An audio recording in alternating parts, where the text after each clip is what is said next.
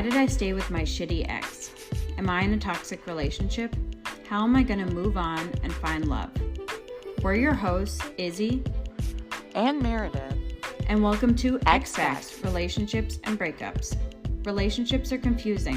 When they end, we're left picking up the pieces and wondering what went wrong. So, each episode on ExFacts, we'll hear stories from real people sharing their experiences in relationships. We'll also hear from experts to help us uncover the deeper meaning behind our actions and emotions. At the end of every episode, we'll answer a listener's question. No topic is off limits, so ask us anything you want to know. From conflict and healing to dating and love, ExFacts will take you on a mind-blowing journey to explore all aspects of our amazing, imperfect, frustrating relationships.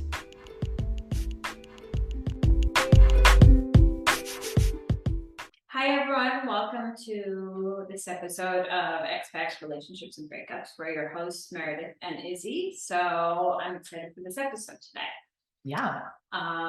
So today we're going to get some updates from Meredith on her situation. So we want to... The trials and tribulations of my life. It's quite the roller coaster ride. So I wanted to address a couple weeks ago, one of my very best friends in the world, tragically passed away in a way that was unexpected and fucked up and crazy. But relationship wise, it wound up bringing me and my soon to be ex very close together. So I guess the overarching topic is uniting in the face of tragedy. Mm-hmm. Did your ex know this person? Yeah, so it's interesting. The boy was loosely friends with my ex's group of childhood friends. He was a little younger, but that's how they all knew each other. So he was just kind of around in the social circle, but you would say he was probably my husband's friend, but it's been, I don't know, 6 years since we've known each other. And eventually he and I became super, super close. So basically I stole him, but but yeah, he knew him. And he used to come up during COVID, and neither he nor I had a job, so he would just come over every day and we'd hang out. So he was very close to both of us. Mm-hmm. But basically what happened was I was out, it was a Sunday afternoon, and my ex called me, which is not like him. So it was fuck, what is this about? And he was I don't know if you heard, but this happened. I don't want to get into the details of it, but basically something very bad medically happened. And we didn't know the status of my friend's health. So I was thank you for, first of all, the fact that he knew that I would want to know, and called me and didn't just shoot me a text or, Mm-hmm. I was okay, I'm coming home. So I drove home and we basically just hung out together nervously, waiting for more information. Mm-hmm. And we even that was before we really knew anything, but that night we talked about the settlement stuff, and I think I don't know if we wound up agreeing on things or really making headway, but we were communicating in a way that was very fair and respectful and felt like we were making progress. Mm-hmm. And additionally, I was we got into kind of how I'm not in the house usually, but it's not about me not being able to stand the sight of him. It's more trying to create a separation and allow both of us to move on. And anyways, it was just good for us to express those things, because I think for a long time we were both operating under a lot of different assumptions about Mm-hmm. what the other person was doing. And even I was I don't mean this in a critical way. You're fully entitled to your feelings, but I feel you've been kind of cold towards me, and I don't feel that way towards you. You're still super important to me. And he was yeah. I was I assume it's because, you're trying to emotionally separate yourself, which is fine. And he was yeah, it's that. And also I'm still angry, blah, blah, blah. But anyways, it was a really good thing that we talked it out. And then the next day I was actually supposed to go host trivia in Mystic. So I like texted the owner and I was like, I don't know if I'm going to be able to do that. I'm like waiting on news. And they were like, well, we can't get a sub. So, you know, hopefully everything will be okay and you can power through. So I hadn't heard anything all day. And I was like literally doing my makeup, getting ready to go host trivia. And I got a text message that was like, basically, he's not going to make it. Like he was on life support. He's still, you know, with us, but he was not going to pull through. Wow. Yeah. Yeah. And Carl had actually, right before, he was like running to Walgreens and I was like, can you pick up some razors for me? And I got that text while he was gone. So he came back and I was like on the bathroom floor, like beside myself. And he was like, I got your rate. And he was like, oh my God, what happened? And we like literally sat on the bathroom floor and like cried together for like an hour and just like held each other. And like the rest of that day, well, first of all, I didn't know if I would be able to go see my friend before they took him off life support. So I was waiting on that. It was really important to me for like closure because I hadn't seen him in like a week, which for us was kind of a long time. So then I found out his sister told me that we actually could go see him that night. So Carl was like, let's go. Like, I'll drive you right now, get in the car. What was that like?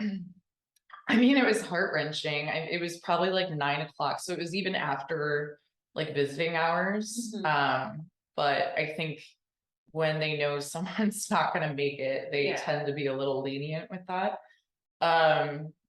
Yeah, I mean, it was somber, obviously, but it was nice to have the presence of someone else who cared about that person, but also cares about you and knows the history of your relationship with the person. So it was really lovely to like have support in that way.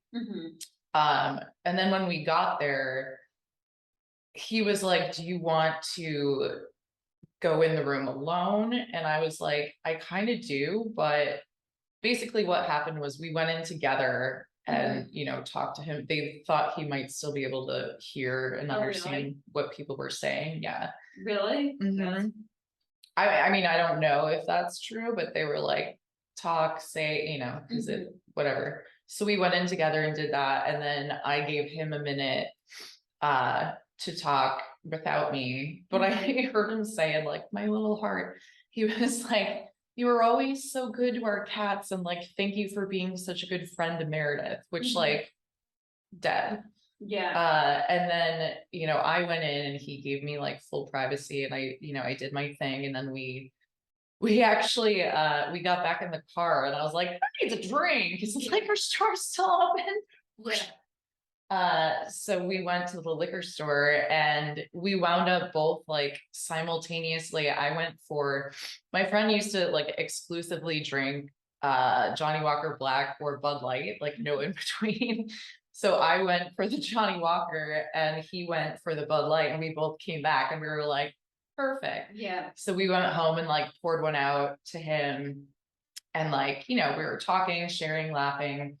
And then I basically like drank my soul, and wound up like fully breaking down and like losing my shit and like, you know, weeping, etc., etc.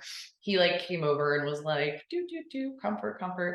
But I think what's interesting is, I asked him that night, I was like, do you want to sleep in the same bed? And it's not like sexual. I didn't even want to like touch him or anything, but it was just like I need that kind of thing. And I was like, it's totally fine if you don't, like, I get it. And that's why I'm asking. Yeah.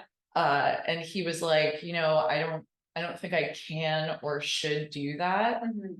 But what was very sweet, so I like went to sleep in the guest room. And he brought down, we have this like oversized teddy bear he got me for Valentine's Day one year. Yeah. And like a couple other little stuffed animals. And he like surrounded me with them and like tucked me in. Yeah. And, like, oh, that's nice. Yeah, it was really nice. Like, I respect the boundary. I totally get that. You shouldn't have to, you know, if that's bad for you, that's fine. But he made an effort to like still care. Like, yeah, and made sure I got what I needed.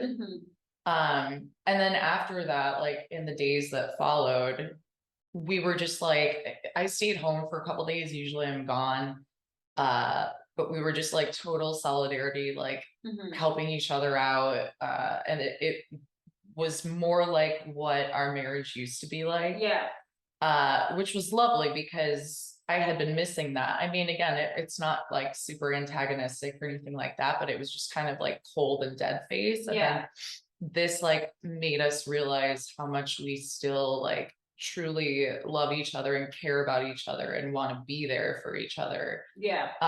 Which I thought was remarkable. It's like a nice silver lining to a completely fucked up, terrible situation. Yeah. I mean, maybe like with getting in a fight, because it sounds like from what you said, like you guys never used to fight, right? So maybe getting in that fight and altercation and then having this happen, like gave you guys the separation to be able to like work towards a friendship. And I'm not saying that it seems like, I think there maybe could be a bigger fight down the road, you know, right? And it could happen again, but I think it like shows you the pathway to that, you know what I mean? That like, you guys can have like a platonic, like good friendship, like afterwards, you know what I mean? Like and it's like one of those things. You need the separation first because you know, but like you realize what's important when something like that happens. You know what I mean? It's like, let's not be fucking petty idiots right now. Like, let's just focus on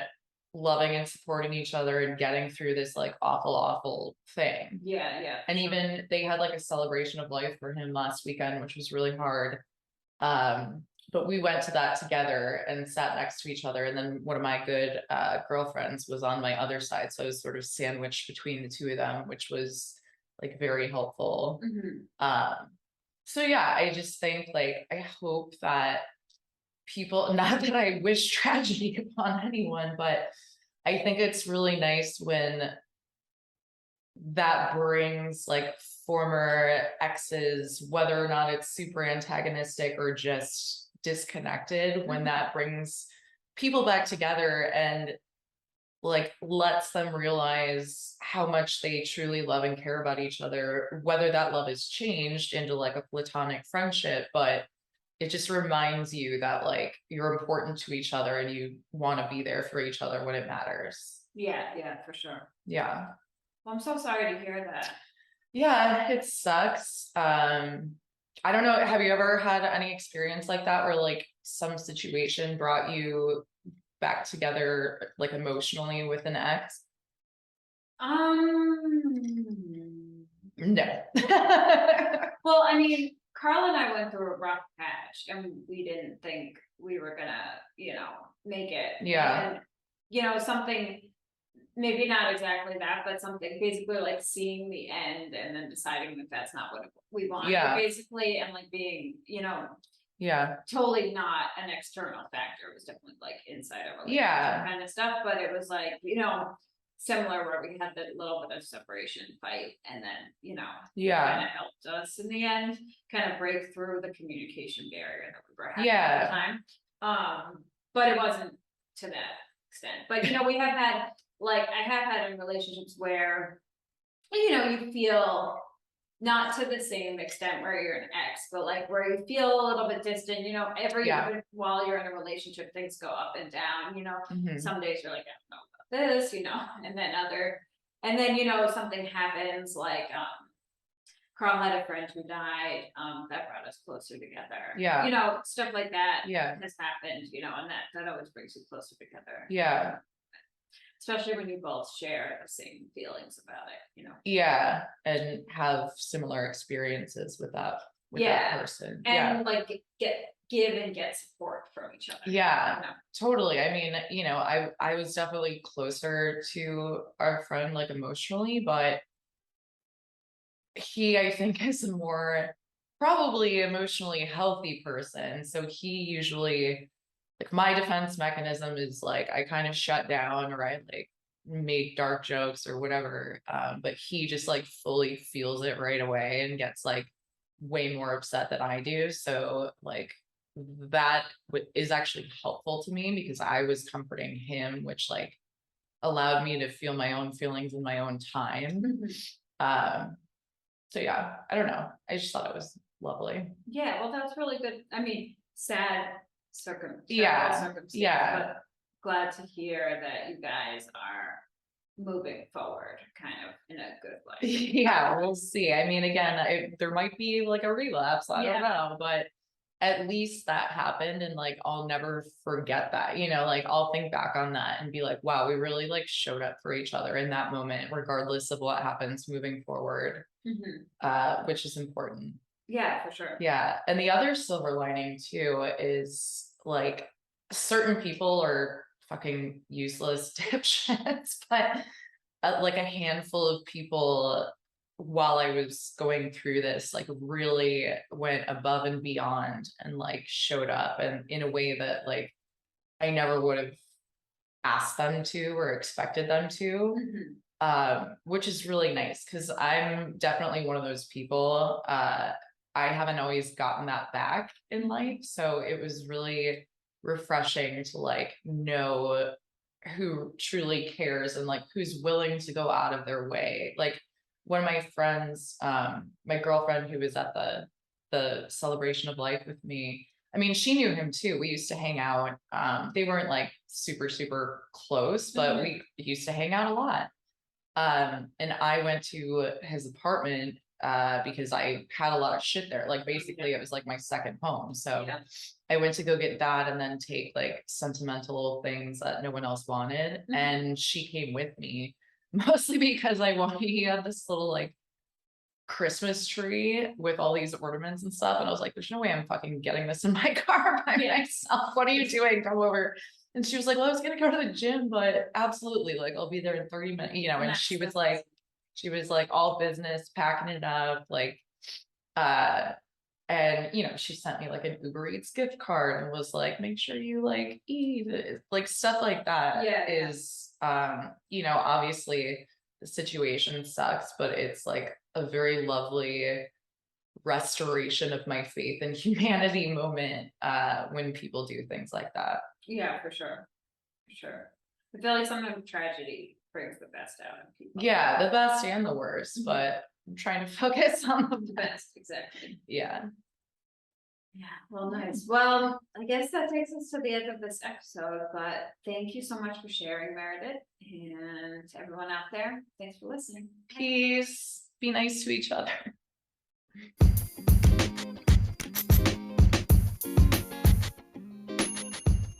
Thank you so much for listening. You can catch a new episode of ExFacts next week.